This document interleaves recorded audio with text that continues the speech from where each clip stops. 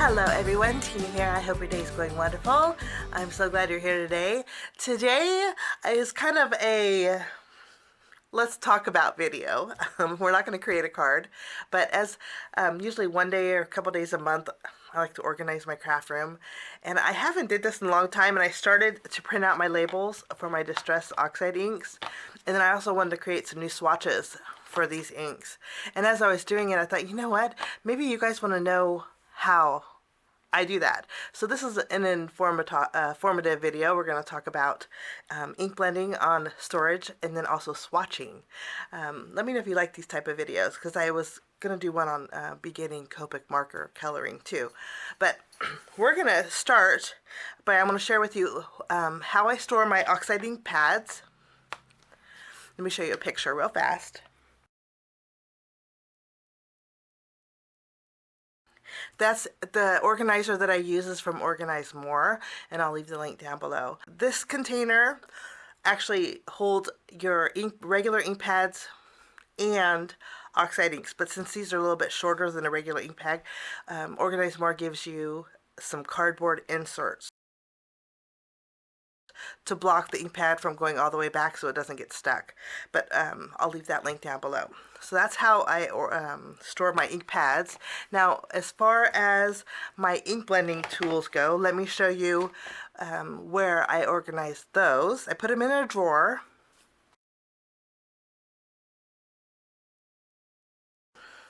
These come out really easy. These are, I think, made for nail polish. And these are like the perfect size, and I like it too because it has a little step. So this level here is higher than this level. It's kind of hard to see without these falling out. Maybe you can see it. And they're very easy to find and very easy to put back, and I found this works great. I did pick up one more. I have one more room. I have a little bit of room in my drawer for one more, and my ink is Tim Holtz keeps coming out with some fabulous colors, but I want to expand my blending tool storage caddy. So that's where I store them. Now, as far as my blending brushes, in my storage drawer, I have some detail blending brushes. I have some different company blending brushes, but for the most part, I like the Spellbinders blending brushes. We're not going to talk about these today, but I do want to let you know that I do store this in a Gina K caddy. I think Gina K actually has an insert too if you want to add more brushes. I don't have the insert, so I just put a little cup in the middle, my little coffee cup, and I store my extras right in the middle. And again, this is a Gina K caddy, which is really nice. But that stays on my desk because I use those most often. But I want to share with you how I swatch these out. So I'm going to put these back, and then I'm going to share with you something else. Okay, I'm not sure. You guys may know this already, but I found this out on my own. But this is a label sheet that is downloadable over at the Ranger Ink shop, and I'll leave that link over on my blog or down below if you guys want to download it. But it doesn't just have this. There's lots more downloadables over there for helping organize. For example, my blending tools, I like a little bit of a bigger circle, and I don't label them because this blending tool I might use for 2 different colors. But if you have a blending tool for each one of your inks, my printer is acting funny. It chopped off the top of it, and it chopped off the top of this. But I did want to share with you. You can download or print labels for your ink blending tools. I'm going to show you how I do mine, but you can go ahead and download this and then punch these out. At the very top, it tells you that I chopped off. It'll tell you the hole punch size that you would use for the inside and the outside. But all of these are labeled. So you have tumbled glass, broken china, mermaid balloon, and then they update it too. Like Tim Holtz came out with a brand new color, and the brand new color is Lost Shadow. It's on there already, so which makes it really nice and handy. So I'll leave that link down below, but I do use this label sheet. Sometimes my labels get a little bit worn. Let me show you.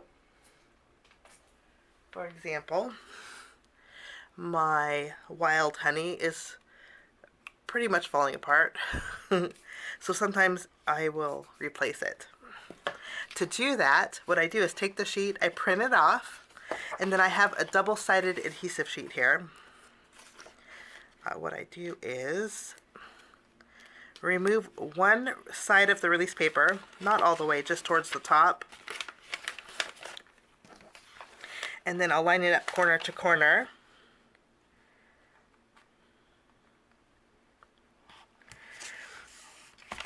Spellbinders has some white liner sheets that do this fabulous, and I'll leave that link down below. Okay, and then I'm going to go ahead and trim away the excess.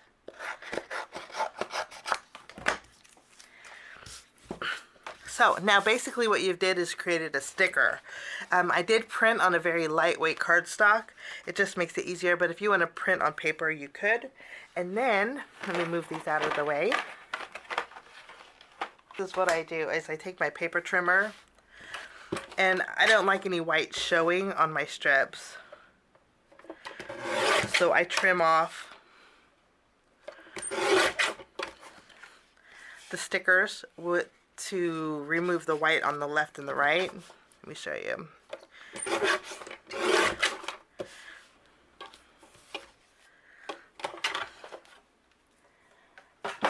Once I trim these down into strips,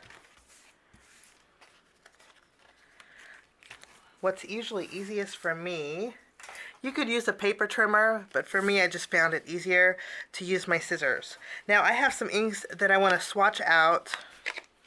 I did salvage patina already, but I do have lumberjack plaid and saltwater taffy. And so what I do is I just trim away the top, trim away the bottom into strips. I'm going to go ahead and do my lumberjack plaid. So I have these two strips. Now I always keep these in that same drawer that I showed you. Let me show you one more time. And that way I always have them. I'm going to go ahead and remove the release paper off of the lumberjack plaid. Now I store my ink pads like this because when I pull them out of my storage cabinet, I have that grip, and it keeps the ink at the very top for my ink blending. So I put mine actually upside down, but you could put them however you want. You could print 4 sheets and put them on all 4 sides if you want. I'm going to do the same thing to my saltwater taffy. You just tack this down. Now if you don't have so we have our inks. Good to go. I love that Ranger ink does the work for you. If you don't have a double-sided sheet of adhesive, you don't have to worry. Scotch tape works great too. You could just trim a piece, minus the kitty hair, and you can go over it. Sometimes I do this because, let me show you. I'll go over it. What this does is just kind of protects the color. I go over it with my tape and just wrap it around the back like this. And this is a protectant too. Let me show you. This is one of my ink pads that I didn't put the Scotch tape over. So you can see it's lifting, very distressed. But this side is where I did put the Scotch tape over. You can kind of see that shine, and it's completely protected. So that's an option too. If you want to take the extra time and put some Scotch tape over it, you can do that also. Okay, now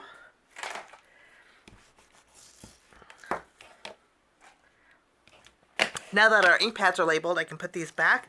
I want to show you how I do my swatching. This little container I picked up on Amazon, and I'll link it down below if Amazon still has it, but it works perfect for me. What I'm going to do is take a piece of white cardstock, and how I create my my swatching, very easy. For this, I use a 1-inch paper punch and also a 1/2-inch paper punch. If you have a die and want to do the die, you can use that also, but I find these super fast and easy. What I do is, first I'm going to open up one of my blending packages.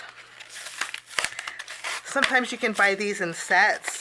I think I got mine two sets for a better price than just one set, but I'll leave that link down below too.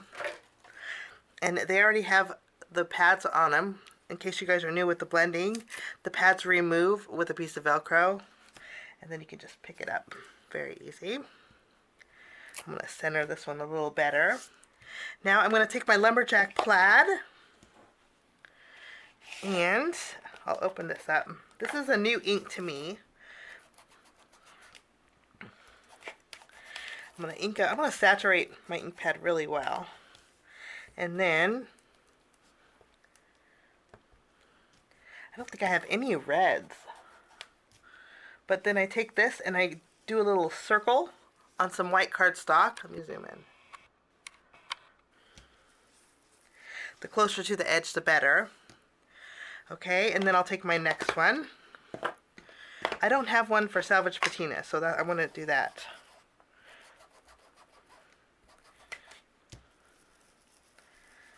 Like this.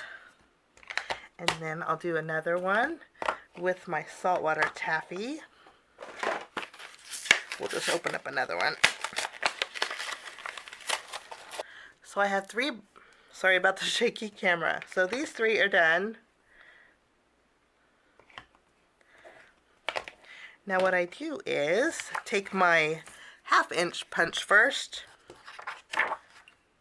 and I punch it, and I keep the center, and I go ahead and punch this one, keep the center, I punch this one, and I'll keep the center here, and then I'll take my 1-inch punch, and then I will center it and punch this out.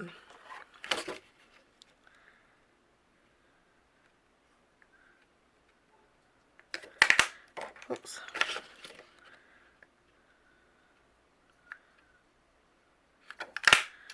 Okay, so I have 3 donuts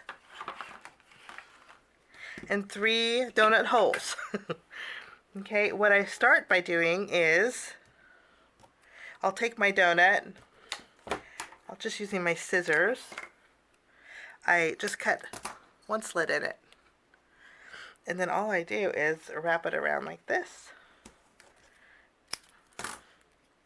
It doesn't have to be straight, it could be at an angle too.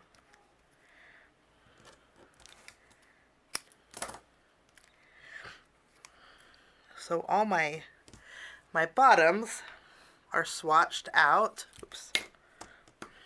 Kind of hard to see on camera view. So they're all swatched out here. Okay, now for the tops, I bring in my Spellbinders glazing glue, and then I'll add a little glue to the very top of each one, and then I'll add the donut hole. It fits perfectly on the very top area of your wooden blending piece. Occasionally these will pop off, so what I do is I'll take my glazing glue and go over the top too. This just helps seal in the color.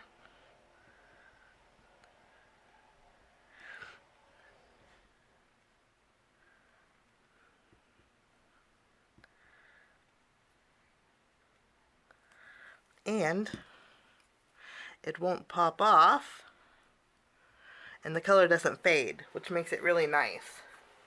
Let me show you. Kind of.